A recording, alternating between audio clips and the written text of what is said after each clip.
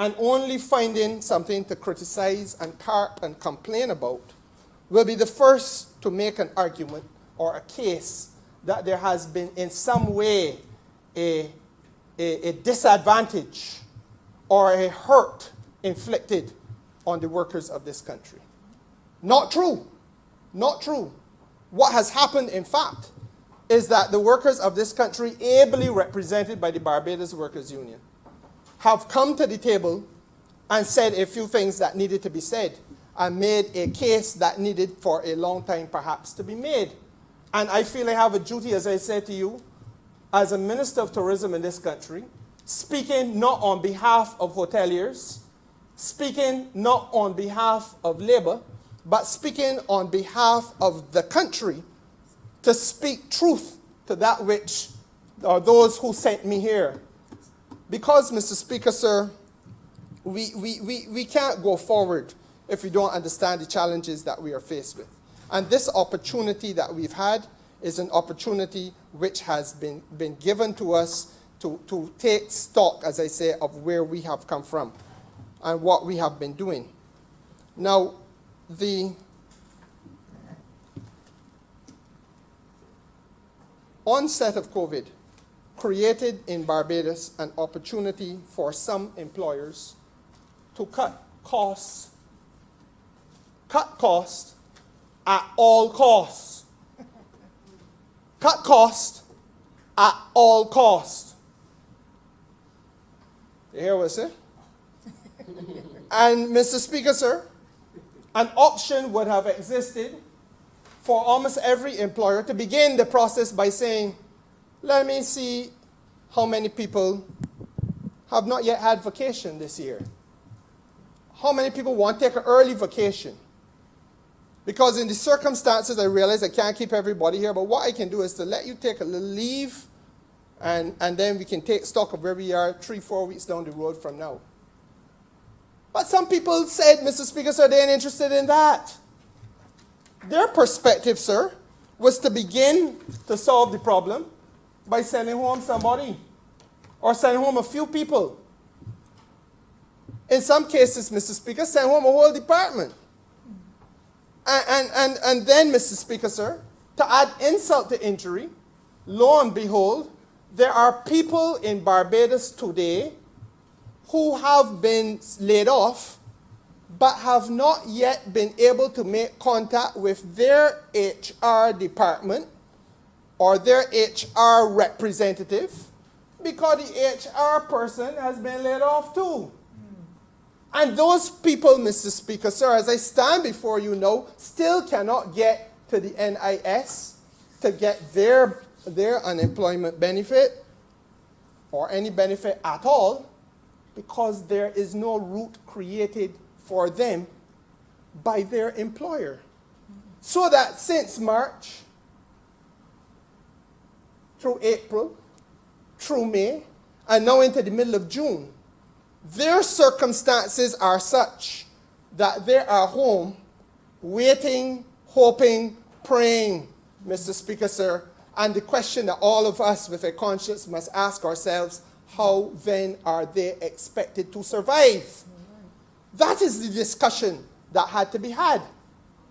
But Labour says to us, we get it.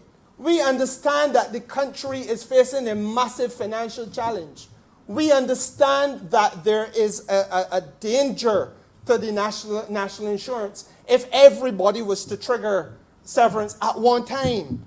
We understand that Barbados has just come out and is still fighting its way out of a difficult financial period that gripped this country almost in a death knell for 9-10 painful years. But Mr. Speaker, sir, in a death vice. But Mr. Speaker, sir, they also say, and I say quite rightly so, that there cannot be a discussion simply by saying to Labour, come and help us now that we are on bended knee. Because the discussion has to be a holistic discussion that says, what about the conditions? What about the rights?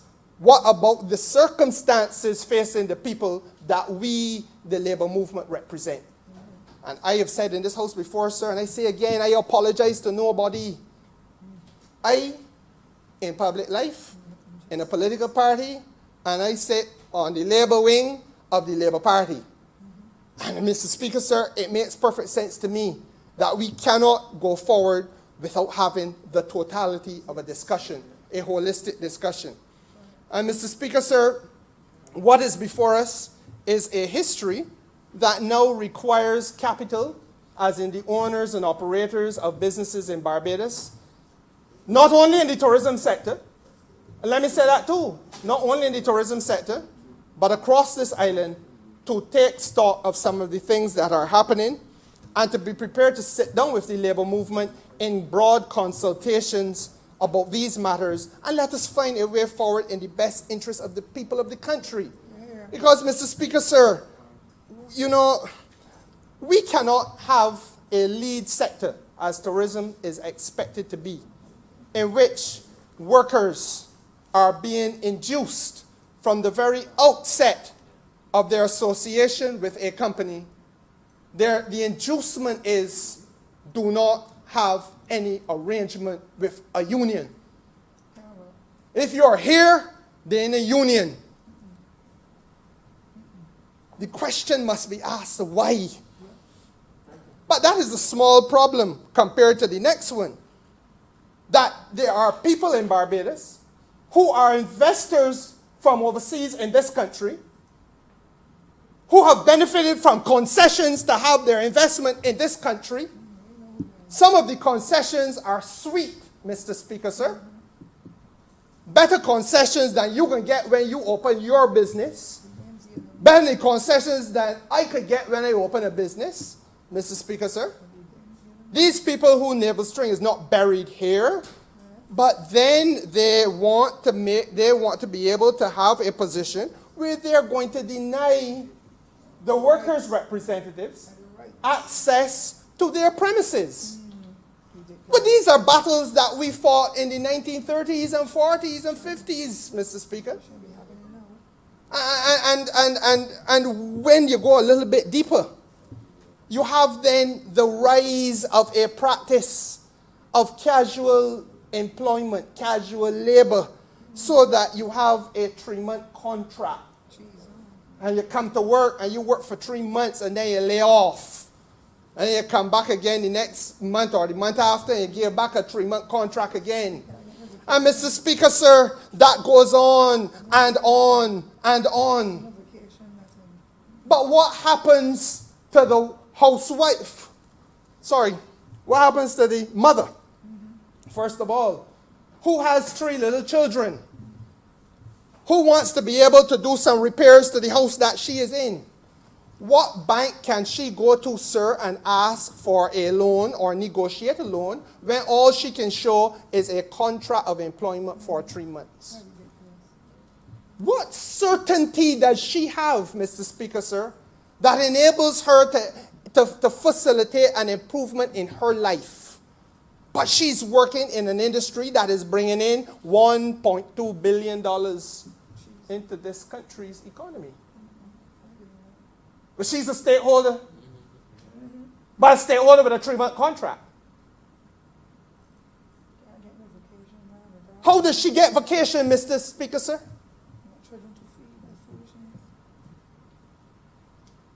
What are the circumstances under which she is going to be able to improve her lot? And these questions, if they're not asked in this house, Mr. Speaker, will never be answered.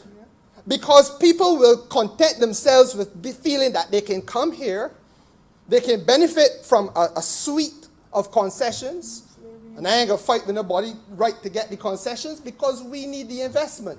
And there's a rationale behind trying to create the circumstances for people to access concessions. But have a heart, though, because you cannot come here and treat Barbadians badly in the land of their birth and feel that that is a right that you have. And so, therefore, while we are at this point, there was a very strong feeling that this is a station at which we must pause and take stock in the interest of the future well-being of the country as a whole and the people in Barbados first and foremost. And I say without apology, the lead sector of Barbados' economy cannot be and must never be based on a foundation of casual work. There must be something of substance that connects the people who work in the tourism sector, Mr. Speaker, and the hospitality industry, to personal opportunity for personal development. Right. So if that mother has a child that takes sick, and that mother has to go to a bank to negotiate some financial assistance so that she can get the necessary treatment for that child, that mother does not have an opportunity to do anything, even though she is a faithful steward and a servant of the sector, because her contract can't move past 3 months. Well, what are you telling me, Mr. Speaker? And so therefore, it was the Prime Minister of Barbados, no less, who, when everybody else was saying, okay, we get this, well, we can get some cooperation here, and we can get a thing, and we can go forward, said, no, pause the process and let us have a process of consultation so that we can understand clearly what the issues are and have been historically and where we are going to go forward, Mr. Speaker. It has to make sense. Because it has, therefore, to be about having a partnership now built between labor and capital. Not one taking advantage of conditions over the other. And I am pleased to say, Mr. Speaker, sir, that the discussions that we had beginning on a Thursday night last week and ending on Monday, the following Monday, every day, in some instances for the whole day, ended up with a few useful things on the table. Security of employment being one of them, and enhancement of the conditions of employment being the other. Excellent. So that when we are now here to say to this House that we are asking workers to defer a right for 9 weeks in order to give their place of employment an opportunity to have a little bit more time before severance is triggered, then we are also able to say that they are asked to defer for 9 weeks in circumstances where they will have a benefit from an expedited access to severance, and there's no disadvantage to them because they will not be waiting for 4 or 5 years to get to any tribunal, but they have accelerated access to severance payment, which will be worked through by the Minister of Labour. But, Mr. Speaker, sir, more substantively than that, I am now able to make a document of this House, the fruits of those discussions, which would have taken place between Labour and Capital, which is now reduced into writing. For the first time, Mr. Speaker, sir, in the history of this country, we have now been able to take a crisis by the scruff of the neck and give birth to opportunity for working class people in Barbados. Not about handouts, not, Mr. Speaker, sir, about come see me here, give me a little financial ease, never go along about my business and continue to treat poor black people the same way they treated them for years. But, Mr. Speaker, sir, to create a framework within which you must now be held accountable to a process going forward. Under the letterhead of the Barbados Hotel Tourism Association, Mr. Speaker, sir, a commitment given in consultation and cooperation and in keeping with the principles enunciated in the ILO Convention 122 on employment policy. It states that where appropriate with workers' organizations and or representatives of workers at the level of the undertaking, and having regard to national economic and social conditions, measures should be taken by undertakings to counteract unemployment, help workers find jobs, increase the number of jobs available, and minimize the consequences of unemployment. And in support of the principles outlined above, it is our understanding that the parties are committed to the following. 1, a coordinated response to communications with employees and employers in the sector and the general public to promote the highest standard of labor management principles, compliance with collective agreement and existing labor legislation. And in so doing, each party agrees to furnish the other immediately details of where such standards have not been met so that appropriate investigation and corrective measures can be taken.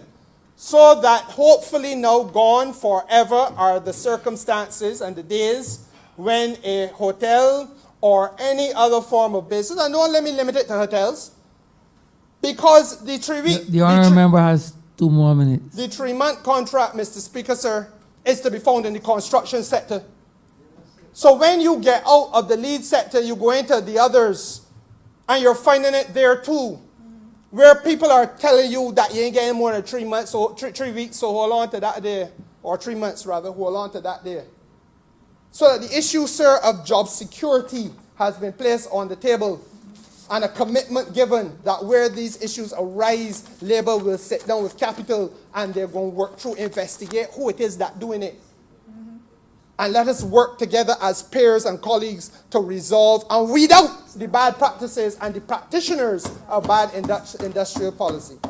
The second commitment, sir, to reactivate as a matter of urgency Part 36 of the Collective Agreement Consultative Committee, which allows for a structured mechanism for consultations with regard to key issues like labour market information, how to improve labour management relations, adopt common approaches where possible to the development of tourism and hospitality in Barbados, Mr. Speaker, sir, so that the way forward is no longer just about the government or the BHTA operating without partnership, hand in glove with Labour, but that at a table in a tripartite setting, in keeping with the best practice that we've shown the world, the tripartite arrangement in Barbados, that we deal with all of these developmental matters. And last but not least, sir, we commit in conjunction with government to the organization of coordinated and comprehensive hygiene and safety measures and the proposal for a safe reopening of the tourism and hospitality sector via protocols for the reopening of the accommodation sector. Labour has already met with capital since this agreement was put in place. We have had the necessary meetings with the Ministry of Health, Mr. Speaker, sir, and the accommodation sector protocols have been finalized. But, sir, we have come to this point with much difficulty. But we must not repent ourselves of the trouble that we have taken to get here. And we mustn't squander the opportunity that this crisis has presented us. So that while there has been steps taken to legally create a deferral of the right for 9 weeks so that workers can ultimately benefit from expedited access to severance with no disadvantage, and at the same time, hoteliers and restaurateurs and other business people can have an accessor to a little more time and breathing space. We have also been industrious in trying to tidy up the industrial relations climate in Barbados and to pave a way forward for us to do what we have to do as a people in a more wholesome fashion. So, you all remember winding up, please. And in those circumstances, sir, I am pleased, I am proud to be privileged to be part of a government, all the P's, sir, a government which has gone out of its way to stand by the workers of this country, a government which has tried to find a creative way of facilitating employers who are on bended knee, but holding them at the same time to principles of accountability as we go forward, and to high standards, sir, to high standards in the protection of the people who navel strain bury right here. Your constituents and mine. God bless you, sir. Thank you.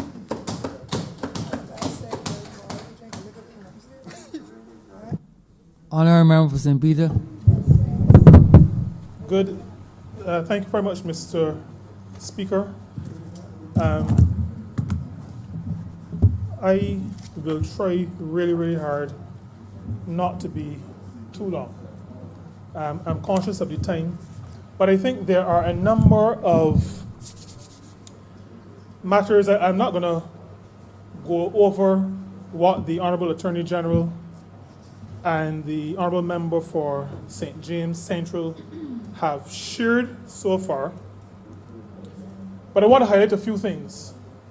And the first one is, Mr. Speaker, even as I support the amendment to the Severance Payments Act, and I do that as Minister responsible for Labour, I do it because I recognize like the other partners in the social partnership, recognize that recovery from the pandemic situation that we find ourselves in will take a coordinated effort. It will take genuine partnership to get us from where we are to where we ought to be.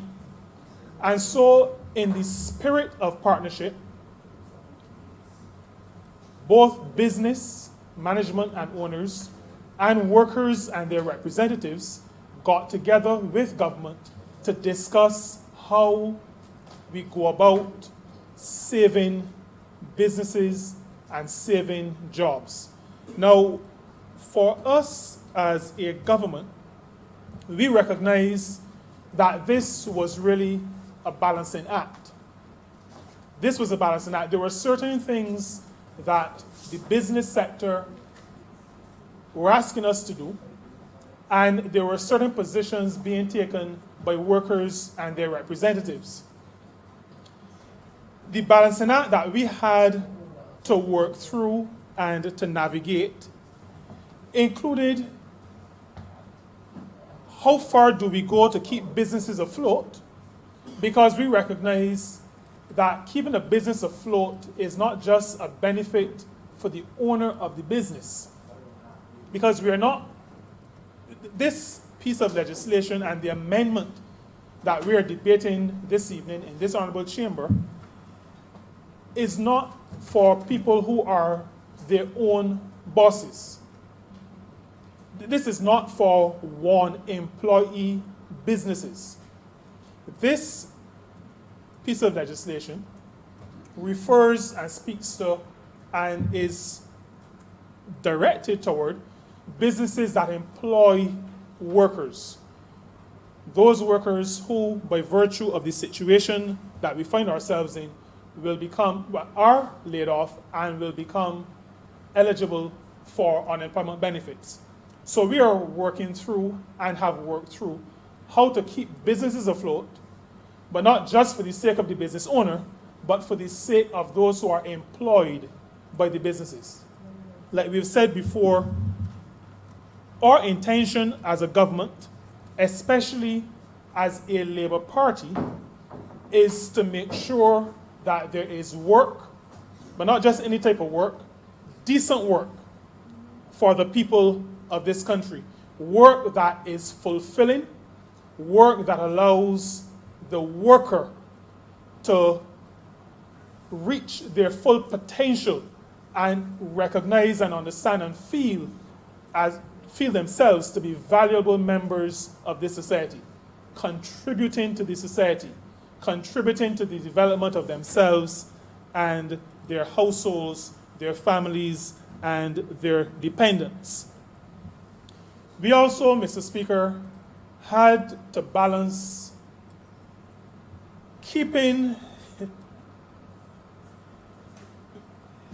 the right to severance kicks in the substantive act at 13 weeks. Now we are working through and had to work through how do we defer that right that is enshrined in the Severance Payments Act?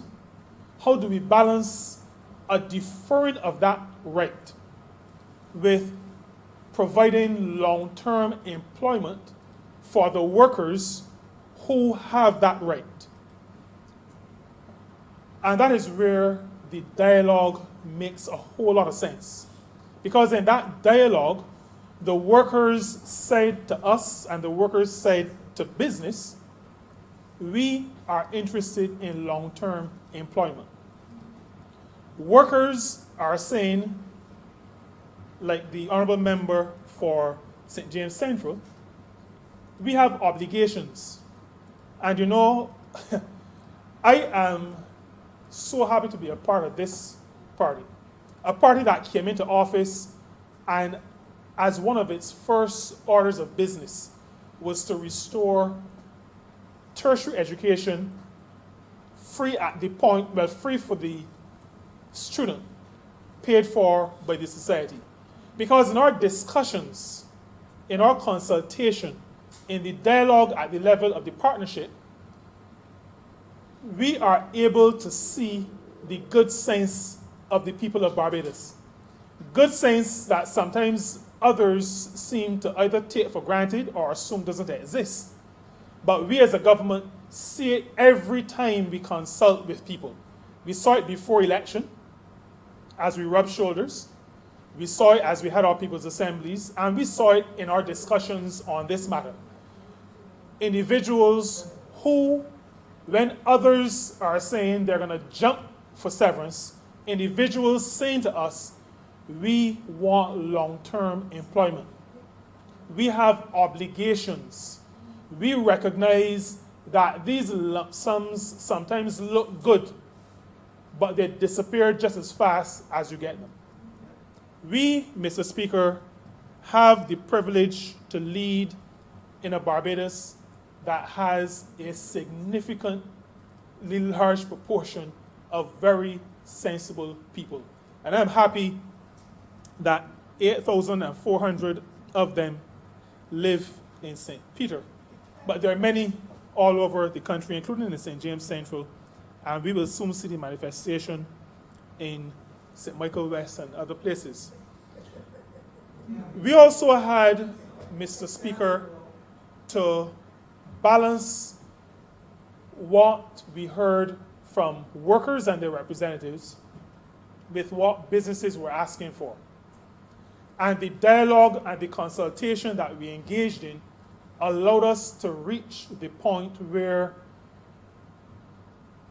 each side did not get what it wanted, but each side was satisfied with the outcome.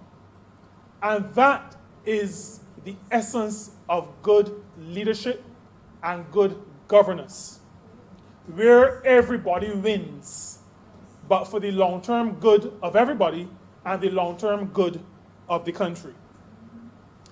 The Ministry of Labor and the Minister of Labor supports the amendment because we recognize just what workers recognize, the need for long-term and sustainable employment. And we also recognize that in this whole operation, workers will continue to receive unemployment benefit for up to 26 weeks. So we know that some portion of the earnings of workers is guaranteed while on layoff up to a period of 26 weeks. There are, however, Mr. Speaker, some issues that are thrown up and have been thrown up in this process of consultation. The Honourable Member for St. James Central spoke to some of them. I want to say to you, Mr. Speaker, and to the country, that recovery in this situation and the continued development of this country has to be people-centered. It has to be people-centered. And the reason why, Mr. Speaker, you will hardly hear me use the word labor is because I am of the view, and it is a personal view, but I'm of the view that too many people in this country, and too many, I'm not saying the majority, but too many employers see the human beings who come into their places of business every day as providers of labor as opposed to human beings. And so there is an expectation that a person, once they walk through the door, will throw off. A man may have been beaten by his wife the morning or the night before, but he's expected when he walks in the door to forget all about that and to act and to work as though nothing has happened. The person may have a headache. There are all kinds of things that human beings experience. So that when a person, when a worker goes on vacation, a vacation is not for preventative maintenance. You do that for machines. So a worker can have 4 weeks vacation, go back to work on a Monday morning, and have a challenge. And it is not within the purview of anybody to say, well, you just had 4 weeks vacation. You should come back fresh. Human beings are not machines. and even machines, after you service a vehicle, sometimes you take it home and it breaks down. So I just want to say that those who lead businesses, and many of those who lead businesses, were once workers on the line. And I continue to be dismayed that persons who have come through the ranks sometimes act, as my late father used to say, act like gillygogs. I don't know what the word means, but it sounded like something real bad. And people act like that after coming through a system, acting as though they've forgotten how it was to be a worker. Any development, any recovery has to be people-centered. The Severance Payments Act was developed to create a certain level of certainty for workers. A certainty that said, you cannot lay me off and keep me laid off forever. There will come a time when I'll be able to trigger a process that will allow me to disengage from employment with you with some reward for the effort, the contribution that I've made to your organization. It was created to give that certainty to workers. It is a worker-centered piece of legislation. And that is why, Mr. Speaker, as we crafted the amendment to the Substantive Act, that we ensured in our discussions with both workers and owners of businesses and managers of businesses, that we reinforce in their minds that any amendment had to continue to carry the idea that this is a piece of legislation to protect workers and to give them a sense of certainty. Now, the consultation also threw up that in many organizations there is poor communication. Very, very poor communication between management and workers. One of the examples of poor communication that came to my mind quite forcibly was the view that communication with workers should be done by a trade union. Now, I was forced to say then, and I'm going to say now, that any organization that employs workers have a responsibility, any organization has a responsibility to communicate with those workers. The responsibility is not that of a trade union. If I employ people, I have a responsibility to them. And that responsibility is not to be given to anybody else. Just like we tell parents that the role of parenting is not the role of the teacher. It is the role of the parent. The role of communicating with the workers, those adults who work with you, is yours if you have employed them. They are employed with you. You are to communicate with them. That communication, Mr. Speaker, has to be a communication of the good, and it has to be a communication of the not so good.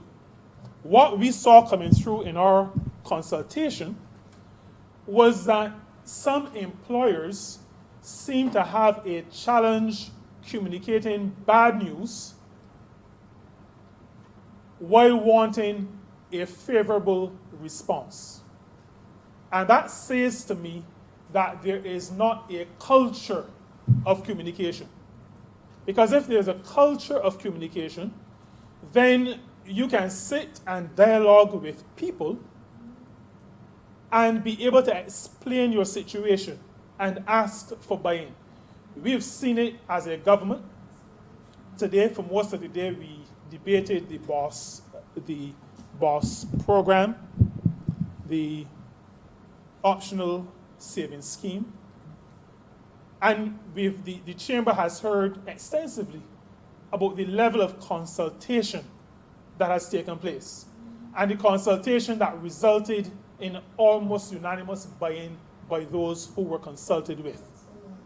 Consultation works, and businesses represented by their owners and by managers have to learn to talk with people, to have conversations with their employees, with their workers. So not just treat them as human beings, but also communicate with them.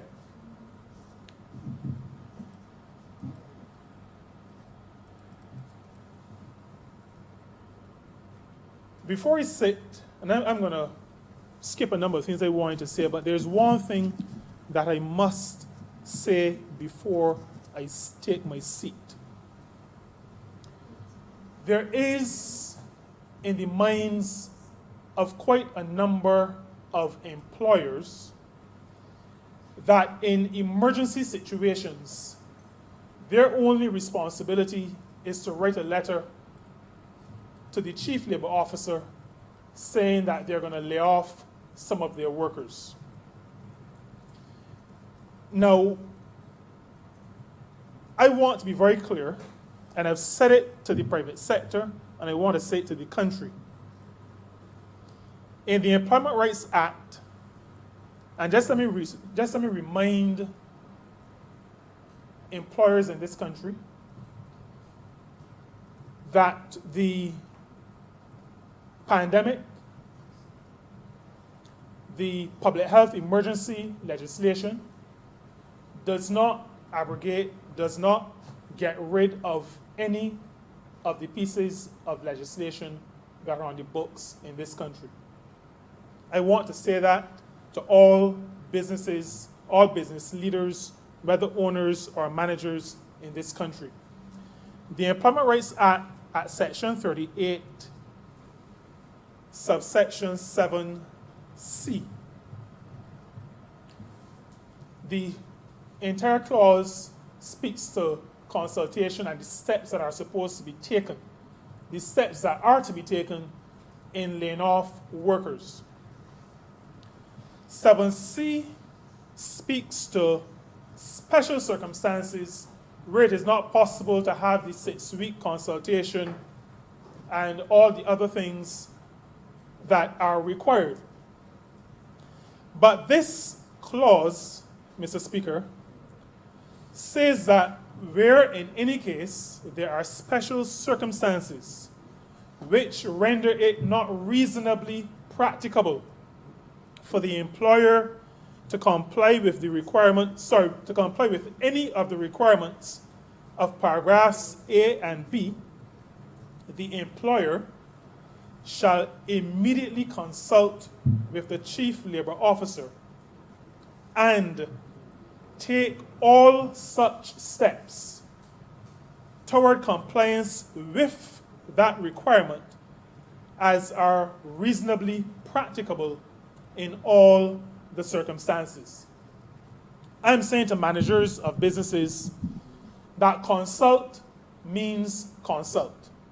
Now, I shouldn't have to say that to intelligent people, but I realize from the discussions that we've had that I do have to say that to intelligent people. Consult means consult. Consultation is not writing a letter, putting it in the post, or getting your messenger to deliver it. But that is not consultation.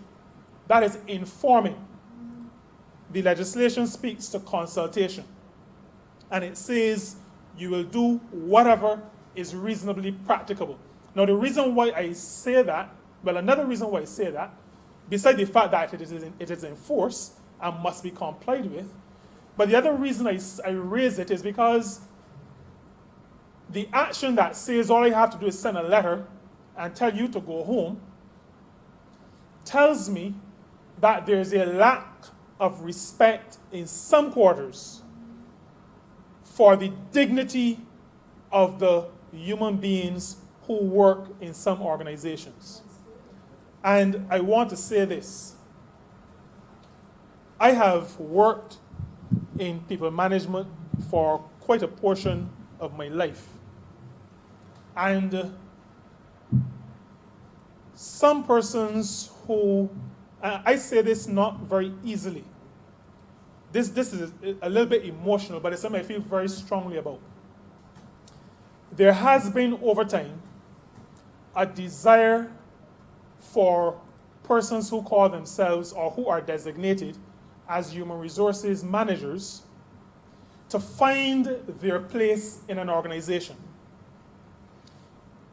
The financial controller is seen as an important person in an organization.